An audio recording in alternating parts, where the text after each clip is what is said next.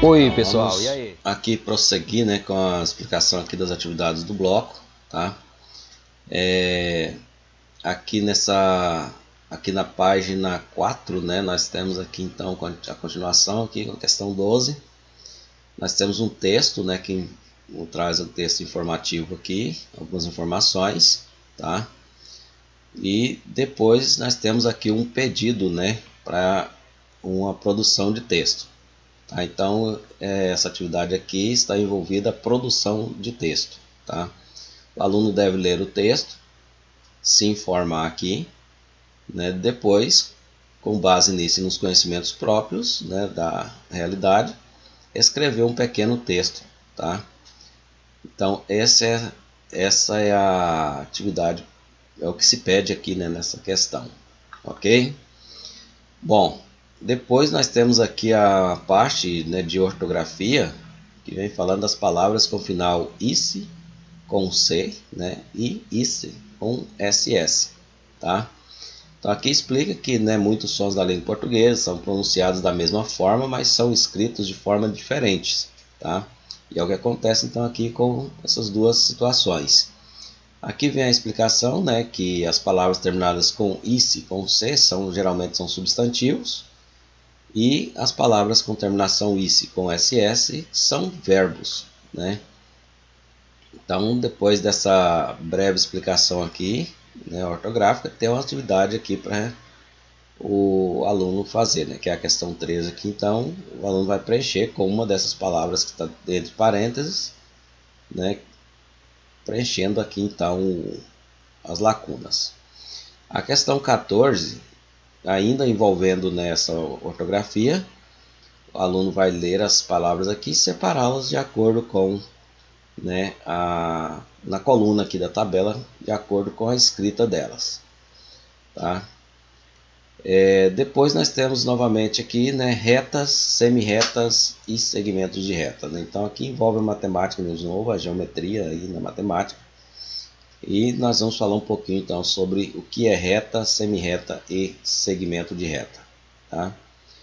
Então aqui define a reta, né, como que ela é formada, né, por infinitos pontos e que estão alinhados. Tá? Aqui diz, ó, que ela é ilimitada nos dois sentidos, quer dizer que ela não tem uma limitação, não tem um ponto final em nenhum dos dois sentidos para onde ela aponta, né? Então, por exemplo, nós temos aqui, ó, 3 exemplos de reta. Nós temos a reta horizontal, uma vertical e uma na forma inclinada. Observe que ela tem uma setinha dos dois lados, né? Todas elas têm uma setinha dos dois sentidos dela. Isso indica que ela continua para cá e continua para cá, não tem fim. Então essa setinha indica isso, que não tem fim para um dos lados, para nenhum dos dois lados, né? Nenhum dos dois sentidos. Tá? Eu vou usar o GeoGebra aqui para fazer uma demonstração para vocês. Bom, aqui nós estamos com o GeoGebra aberto. Tá? É um aplicativo aí, um software, né, que a gente usa para trabalhar matemática, geometria. E aqui nós temos, né, a aba, nós temos as retas, aqui nós temos reta, segmento de reta e semi-reta. Tá? Se eu clicar aqui e tentar desenhar uma reta, observe que ele colocou 2 pontos aqui para delimitar, para ficar fácil a visibilidade, mas vocês observam que ela ultrapassa esses pontos, ó, e não tem fim, ó, nem para cá e nem para cá. Então quer dizer que ela é ilimitada. Então quando a gente desenha uma reta, né, nós temos isso, ó, ela não tem limitação. Eu posso puxar para um lado para o outro, que ela não tem fim. Então isso é uma reta. Bom, voltando aqui então, né, ficou explicado lá que é uma reta, é uma sequência infinita de pontos alinhados, tá? E ela é ilimitada em ambos os sentidos. Para representar uma reta, geralmente a gente usa aqui então as letras, né, do alfabeto. No caso aqui, vocês viram que foi usado o S, o T, o R. E essas letras são minúsculas. Então aqui nós temos a reta S, uma reta T e uma reta R. Tá? Muito bom. Dando sequência aqui, nós temos semi-reta. A semi-reta, diferentemente da reta, ela tem uma origem, né, onde ela começa, mas na outra extremidade ela é infinita também. Tá? é ilimitado, então não tem fim. Aqui nós temos alguns exemplos de semi-reta, né? Então nós temos, ó, esse pontinho aqui é onde a reta é onde ela iniciou, tá? Onde iniciou o traço. Então nós falamos que é o ponto O aqui, que é a origem. Então ela deu sequência, passou por outro ponto aqui, que é o ponto S. Só que ela passou desse ponto e segue infinito. A setinha aqui novamente indica que para esse lado ela é infinita, não tem fim. Aqui nós temos um segmento de reta também na vertical, a mesma coisa, né? A origem passando pelo ponto T. Aqui mais uma inclinada, tá? Muito bem. Para representar matematicamente, né, uma semi-reta, a gente usa essa simbologia aqui, tá?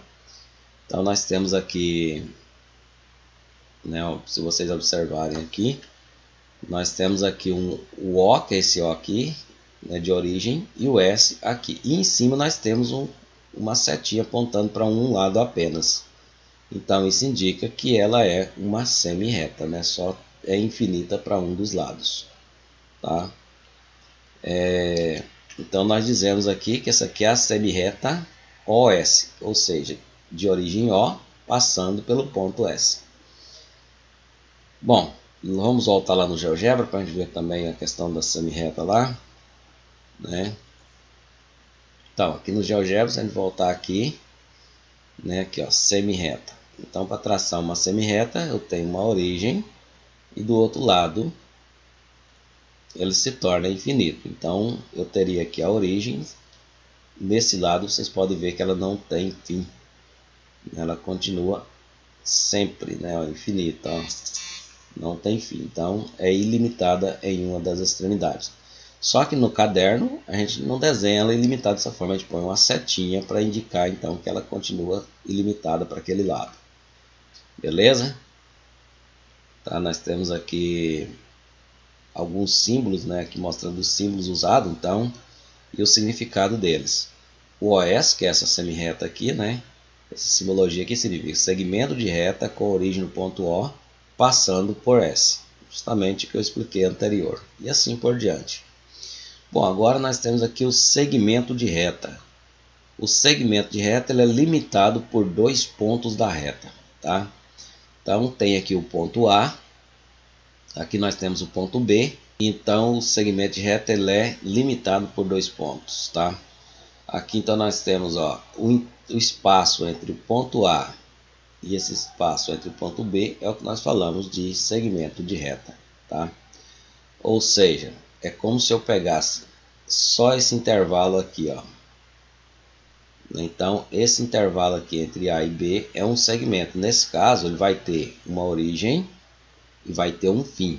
Só que no caso aqui nós utilizamos uma reta para em cima dessa reta a gente tirar o segmento, ou seja, o pedaço, tá, da reta. Então esse segmento de reta aqui é a mesma coisa que eu falasse, que é um pedaço de reta. Segmento de reta, um pedaço de uma reta. Então eu tenho aqui uma reta, né?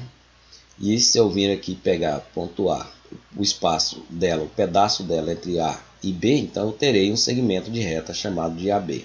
Observe que o símbolo agora não tem uma setinha para lado nenhum, é só um tracinho sem uma setinha para ambos os lados. Isso quer dizer então que ele tem início e tem fim, né? Não é infinito. Ok? Então é isso aí. Se eu voltar aqui no GeoGebra, eu tenho aqui então o segmento, que é esse aqui. Então eu teria aqui, ó, eu faço um ponto, estendo, pronto, eu tenho um espaço limitado, ele tem um início, ele tem um fim, é só um pedaço, né, de uma reta. Então esse é o segmento de reta, tá? Bom, e agora nós vamos falar um pouquinho de polígonos, né? Então para entender os polígonos, tem que entender os segmentos de reta aí, porque os polígonos são formados assim. Então, polígonos são figuras planas, fechadas e formadas por segmentos de reta que não se cruzam, tá? Então nós temos aí um exemplo aqui, né? Nós temos aqui uma figura que é um triângulo, tá?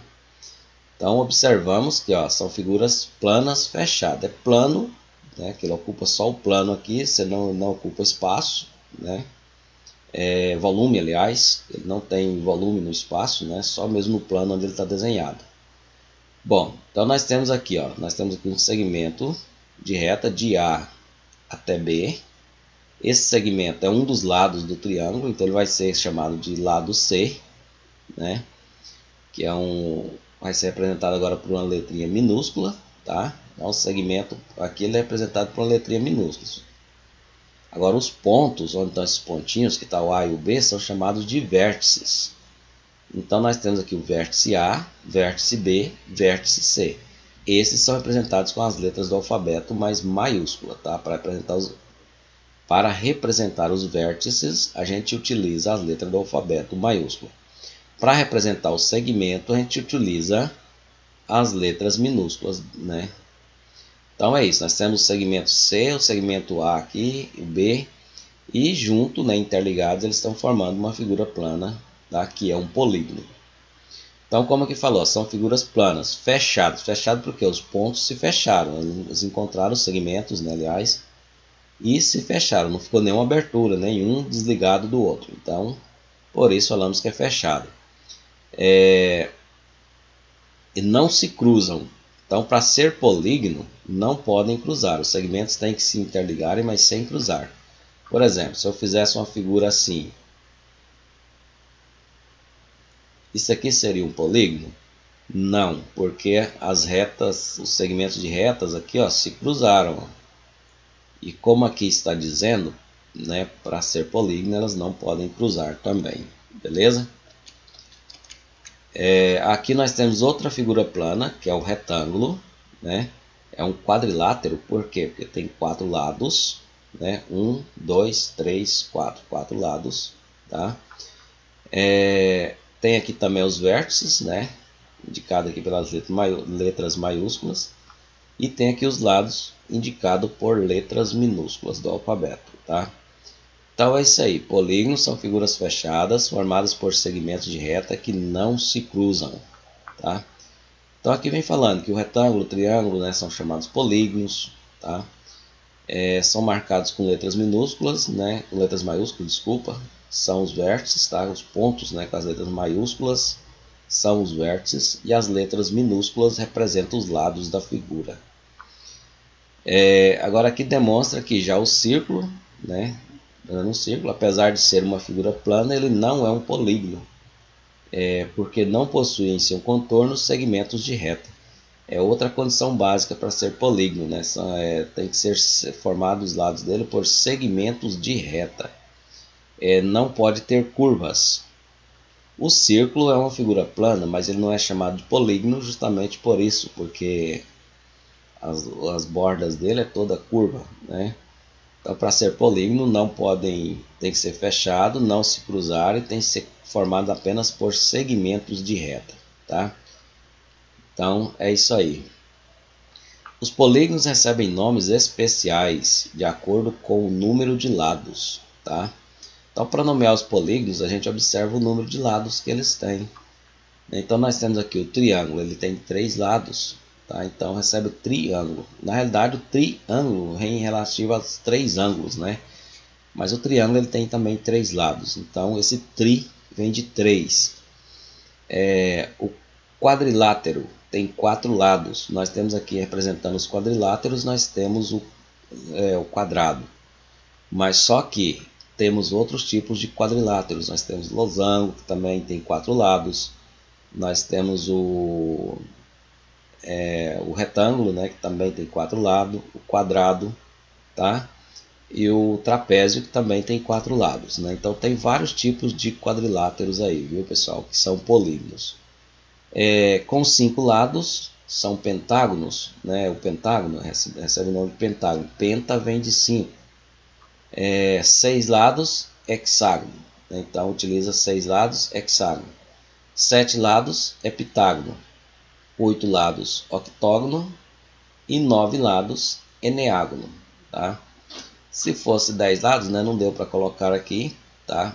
Mas com 10 lados seria decágono e assim por diante. 11 lados, um dodecágono e vai seguindo, ok? Muito bem, então guarda aí para você nomear um polígono, a gente utiliza a quantidade de lados deles, tá? Para dar o nome a eles.